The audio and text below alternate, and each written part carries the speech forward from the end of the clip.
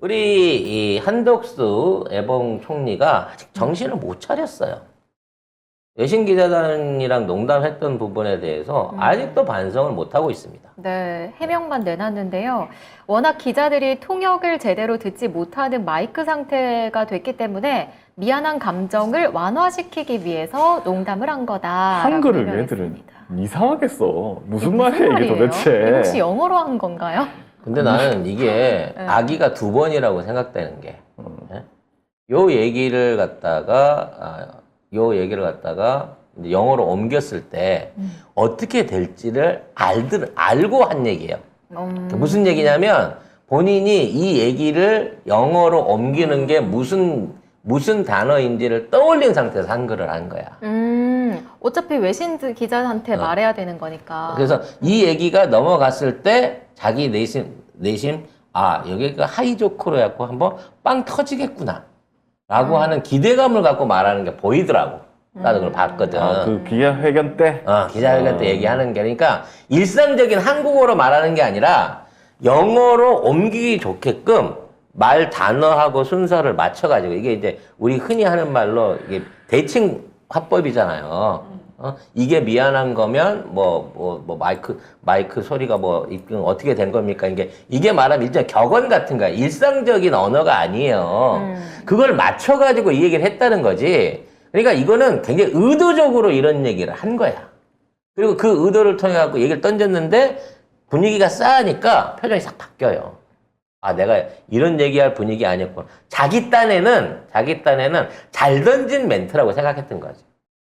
문제는 거기 있는 기자들도 심각하고. 아니, 사람이 얼마나 죽었는데. 그러니까 이 문제에 대한 어떤 추모에 또는 반성에, 그리고 이게 사고 부분에 대한 대책에 대한 얘기를 듣고 싶었는데 시작부터 농담조를 해버리니까 기자들이 기자회견의 태도에 대해서 문제를 삼은 거예요. 열받지. 기본적으로 개념이 안 된 놈이라는 거지. 생각이 없는 거지. 국가에 있는 참사를 제대로 외신한테 설명하고 그 부분에 대한 제대로 된 어떤 그 사후 대책을 들을 수 없겠구나라는 얘기가 그 농담 안에서 이미 새버린 거야, 기자들 앞에서는.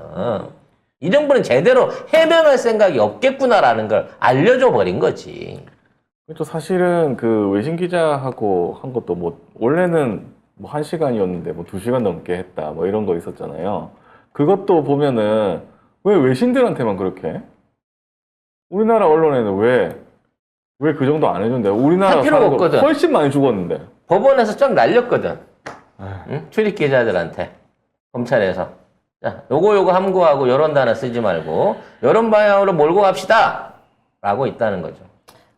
참 다행인 게 나는, 검찰이나 법무부 쪽에서는 안노문을 제외하고는 영어가 안 되나 봐. 천만 다행이야. 안농훈도 사실 영어 되는 거 확인 못했어. 아유, 경이 영어 잘해서 법무부 장관으로 뽑았다고 그랬어요. 그렇다고 하는데 한 번도 잘한 꼴을 본 적이 없어. 일단 우린 모르지만 잘 안 되니까. 예. 그래서 저는 순간 그 생각은 했거든요. 영어 잘해서 법무부 장관이 된 안노문이 어쩌면 외신 기자들 직접 기자회견을 하는 것도 나쁘지 않겠다라는 생각도 했거든요. 예, 강하게 추천드리고 싶습니다. 그러니까 예. 이 총리 이식기는 이 와중에도 영어로 답변하고 이런 짓거리들을 서슴없이 했잖아요. 지자랑하고 싶은 거야. 그렇죠. 나는 나이 70 넘었어. 나 이렇게 영어 하네? 나 이렇게 인텔리한 사람이네? 이 생각밖에 없었던 거야, 거기 나가갖고도. 그러니까 나는 이 사람들에 대해 이해가 안 가는 게 자기가 영어 쓰면 잘나 보인가? 외신들 앞에서 영어를 쓰는데 잘나 보여? 아니, 내셔널 뮤지엄이면 있어 보이는데 국립박물관이면 없어 보인대잖아. 아니, 한글은 멋이 없다잖아요. 경이 그랬잖아요. 참 이상한 사람들이 하여튼. 하여튼 미친 것들이 이러고 많아요. 그리고 그런 것들이 지금도 반성을 안 하고 저렇게 버티고 있는 이유는 뭐냐? 나는 죄가 없다 이거야. 시켜서 한 거기 때문에. 예? 사실 이제 어저께 제가 그랬군요. 저희가 아니라. 우리 앞으로의 방송이 이 한동훈 사태에 대한 검찰의 배후, 그거를 강력하게 추구해 나가고 그쪽 부분을 증명하는데 최선의 노력을 다하겠다.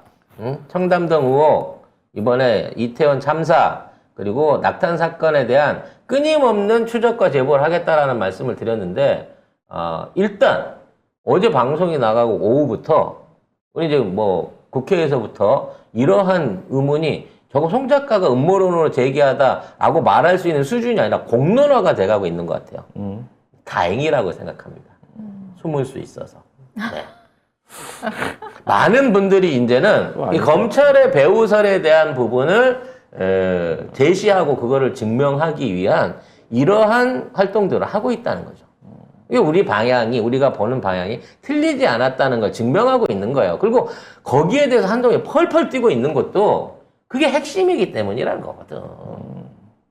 이런 와중에 우리 애봉 총리뿐만 아니라 어쩜 이렇게 꿋꿋하게 잘 버티고 계신지 모를 우리 애봉 청장님 오빠가 또 자소서에 남동생이야? 누나가 우리 누나가 질병청장이에요. 네. 그리고 우리 누나는요 절대 안 잘려요. 뭐 이런 취지의 얘기를 이제 흘리고 다녔다고 하죠. 네, 백경단의 남동생이 코로나19 진단키트 사업을 영위하는 상장 바이오사 DNA링크의 사회이사에 지원하면서 친누나가 2대 질병청장 임무를 맡은 백경단 청장이다라는 직무수행 계획서를 작성한 것으로 드러났습니다. 누나의 공적 지위를 이용해서 사적 이익을 취하려고 한 거죠. 그런데 남동생은 이에 대해서 제3자가 썼다면서 관련 사실을 부인했습니다. 김건희가 썼나? 제3자가 썼고 나는 그냥 사인만 했어. 그랬더니 아니 이거 네가 쓴 거 맞지라는 거에 사인을 했기 때문에 그 사인한 사람이 이거 설사 네가 안 썼다 하더라도 책임을 져야 돼라고 얘기를 했는데 그 지금 논리는 그거예요. 내가 사인을 했는데 그거는 관례적으로 그냥 사인만 한 거고 내가 안 썼기 때문에 난 책임이 없어요. 이 새끼들 어디서 변명하는 학원 다니나?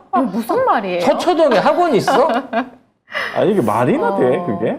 그러니까 그거예요. 사회이사 내가 지원하려고 한 게 아니고 지들이 필요해가지고 나를 모셔가면서 좋다. 그럼 나는 뭐 할 생각은 있다. 니들이 뭐 그렇게 정 원한다면 그러면은 여기 사인하셔야 된다. 예, 뭐 사인 뭐 할게요. 나한테 자기소개서를 쓰라고 한 적도 없고 지들이 알아서 지들끼리 썼는데 그 내용에 대해서 왜 나보고 책임지라고 하냐. 근데 내 이름을 서명하는 거는 내게 책임이 있다라는 뜻 아닌가요? 우리는 그렇게 얘기를 하는데 이쪽에서는 난 그건 모르겠고 지들이 사회이사를 모셔가려고 나한테 사인하라고 그래서 난 그냥 사인만 했다. 협박과 강압에 의해서 억지로 사인을 했다라고 우기면 뭐 그 영향을 좀 덜 받을 수 있을지는 모르겠습니다만 어느 누가 자기소개서에 사인하는 걸 이 새끼 네 자기소개를 이렇게 했으니까 인정을 해야지 라고 씁니까? 그 사인을 합니까? 그리고 이 사회이사를 지원한다는 얘기는 이런 데서 사회이사 뽑는 줄 알고 지가 먼저 가서 들이민 거잖아요. 근데 들이민 업체가 진단키트 업체야.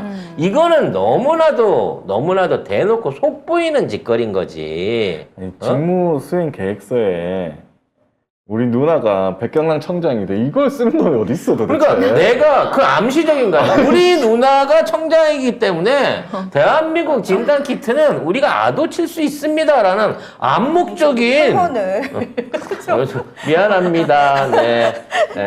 암묵적인 과시 아니냐고. 직무수행 계획서에 내 누이가 백경란 청장. 이걸로 끝나는 거잖아, 사실. 그럼 그거 한 방에 끝나는 거지. 내가 너희를 철저하게 긁어가지고 어떻게든지 내가 이 회사를 위해서 큰 일을 할 수 있다라고 자랑질한 거 아니에요. 그래놓고 뭐 안에다가 내용도 본인은 전공이 과학이지만 가족 형제 자매들이 현재도 의료 및 제약업계에 종사하며 가족이 의료 및 제약업계에 있는 게 무슨 상관이냐고. 상관 있죠. 비전공자면서 자기는. 누나가 청장이잖아. 저와 업무적 연관성을 유지하고 있어 본 사회 이사직을 수용하고 열정을 다하고자 한다. 마침 친누이는 2대 질병청장의 임무를 맡은 백경란 청장이다. 이렇게 썼어요.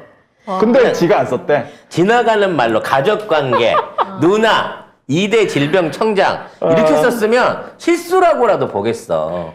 업무 관리 연관성을 갖고 있다며 가족들이 다. 대박. 그리고 특히 그중에 우리 누나가 질병청장이라고 써놓고 네가 안 썼다 손치더라도 그렇게 써준 놈은 너한테 말 안 듣고 썼겠니? 우리 예전에 이런 비슷한 일 있지 않았어요? 가족이 그 관련 일을 할 때 내가 그 전문가다 이런 논리 나 예전에 기억나는데 우리 그런 얘기 했었는데 저쪽 애들이 되게 많이 그런 특징을 보였잖아요. 예. 진짜 쟤네들은 종특이야. 가족이 그 관련 일을 하면 나도 거기에 전문가라고 그러니까 굉장히 예전에 많이 지적을 했던 기억이 나요. 윤석열 고모가 무당이고요. 김건희는 지가 무당보다도 더 잘 본다라고 하는 그런 얘기를 하고 다니면서 성공이 말만 하면 껌뻑 죽고 있죠. 네, 아무튼 우리 애봉 총리, 애봉 청장 정말 질긴 목숨이다. 대단하다. 네, 왜 이런데도 불구하고 이 사람들이 안 잘리는 걸까? 난 처음에 애봉 청장의 백을 안철수로 알고 있었기 때문에 그러니까. 안철수가 이 정도까지 애봉 청장을 지켜줄 수 있나? 라고 생각했는데 애봉 청장은 안철수계가 아닌 모양입니다. 그러지 않고서는 이렇게까지 말도 안 되는 정책에 아무 짓거리도 안 하면서 이 많은 논란을 일으키면서 안 잘릴 수가 없어요. 애봉 아니죠. 청장. 애봉 청장도 처음에는 딱 갔는데 분위기 돌아가는 거니까 여기서는 그만두고 나가는 게 바보구나 라는 걸 깨닫지 않았을까요? 제가 생각했을 때는 내 뒷끈이 어쩌고 저쩌고의 의미가 없어. 일단 됐는데 이 정권의 특징이 이거구나. 옷 벗고 나가는 애가 바보다. 그걸 깨달아서 본인도 버티고 있는 거 아닐까요? 이러면 용산구청장이랑 둘이 개 묻어야죠. 네. 둘이 버티기 개 묻어야죠. 그래서 마지막에 남는 사람이 개돈 다 챙기기로 하고 아유, 자, 요렇게 개 모임 할 놈들 꽤 있네요. 그 옛날 우리 민주 쪽이 정권을 잡으면은 그렇게 기레기들이 사람을 못 살게 괴롭히잖아요. 근데 여기는 기레기들이 안 괴롭히잖아요. 그러니까 솔직히 그 압박감도 없어요. 진보 유튜브 딱 안 보고 귀 닫고 있으면은 기레기들도 욕 안 하는데 뭐. 제가 감히 선언합니다. 애봉 청장 백은 한동훈 계열입니다. 일단 언론이 애봉 청장을 이렇게 봐줄 수 있는 거, 이런 맛있는 소스를 가지고 이렇게 씹어대지 않으면서 계속 통과시켜줄 수 있다는 거는 애봉 청장은 한동훈이 쪽 백이다. 부인을 통해서 나오든 어디서 통해서든지 반드시 나중에 밝혀질 거라고 보입니다. 뒤늦게 그러면 한동훈 쪽으로도 줄을 댔을 가능성이 있다? 아니, 아니면은 애초부터. 원래? 그럼 안철수 계열이 아니었다? 아예 아니었다는 거죠. 그러면 처음에 안철수가 억울했겠네. 제 지인 아닙니다. 제가 꽂은 거 아닌데 왜 저한테 그러십니까? 진짜였어. 그 말은 진짜였던 것 같아. 네.